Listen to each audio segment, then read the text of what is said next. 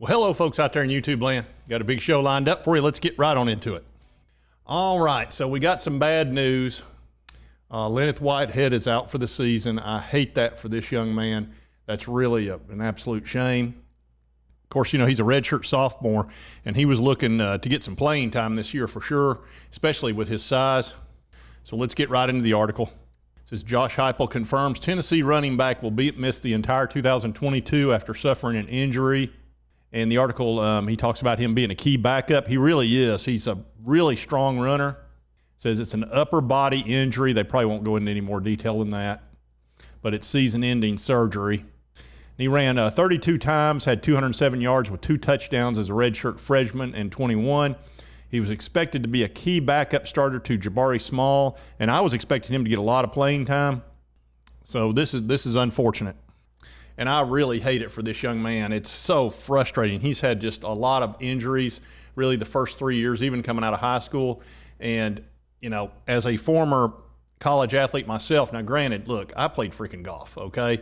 We didn't get hurt a whole lot, needless to say. But to have to lose an entire season like that before you even get going, it has got to be just crazy frustrating because you literally, you know, live and breathe your sport. And that's what he's been doing, probably training like crazy, and then to get an injury like that is just beyond frustrating. I mean, like I said, I can empathize with him, but, you know, in golf, about the only way you're going to get hurt is playing freaking golf with Bob Barker or something. I don't want a piece of you. I want the whole thing. Oh!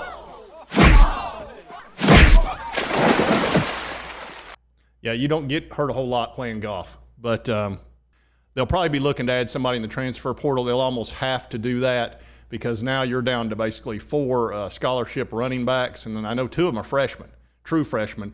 So they're going to need another player that's ready to go. And let's see who they're talking to next. And this is a name you'll probably remember. He actually, this Lynn J. Dixon, was a player that I believe was committed to us. Let me look in the article. I think he was committed to us back in the day. Let's see. Says they're hosting a visitor who could give the Vols some much-needed depth at running back. That's Lynn J. Dixon, a former 4-star prospect who previously played at Clemson, has arrived in Knoxville to visit Tennessee. He added his name to the transfer portal last month. 5'10", 195. He's not as big as, and that was the beauty of Whitehead. He was such a big guy. Like, I think he was 210, 220. So this guy, he doesn't have quite the size. He's probably a little quicker, though. And, of course, you know, he played at Clemson, so, you know, in a 4-star, so he's obviously a quality running back. Said he did commit to West Virginia in November, enrolled in January, but after going through spring practice, you know, he re-entered the transfer portal, so obviously he's looking for a home. And the Vols looking to add another scholarship running back going into the season. So right now we've got Jabari Small, who's very good, and he's a very strong runner. Jalen Wright, who's more of a quick back, which is, you know, that's good for the type of offense we've got. But we need somebody big and strong. I'm just hoping Jabari doesn't get hurt this year. You know, he's been hurt a lot too. The thing is about playing the SEC, you can be as big as you want. The other guys are bigger. On defense, how in the world running backs get through a season not getting injured is just beyond me. I mean, I would last one play, and they'd have to come out and get me on a stretcher. But, you know, I'm not 220 pounds either. But hopefully Jabari stays healthy, because we need a big, strong, powerful running back, and Jabari definitely is that. He runs with a lot of violence. But it would be nice to have a backup, strong running back who, look, in Heupel's offense, you're going to get to play because they have so many plays. I think he can tell Lynn Dixon he's going to get to play if he comes here. And we do have a couple of 4-star freshmen, Justin Williams-Thomas and Dylan Sampson. They're good quality running backs, but they're true freshmen. And, yeah, he was committed to Tennessee for nearly 4 months. I remember him being committed, and that was before the whole Butch Jones season that kind of fell apart. And then Dixon signed with Clemson. So, you know, he was a high 4-star, obviously.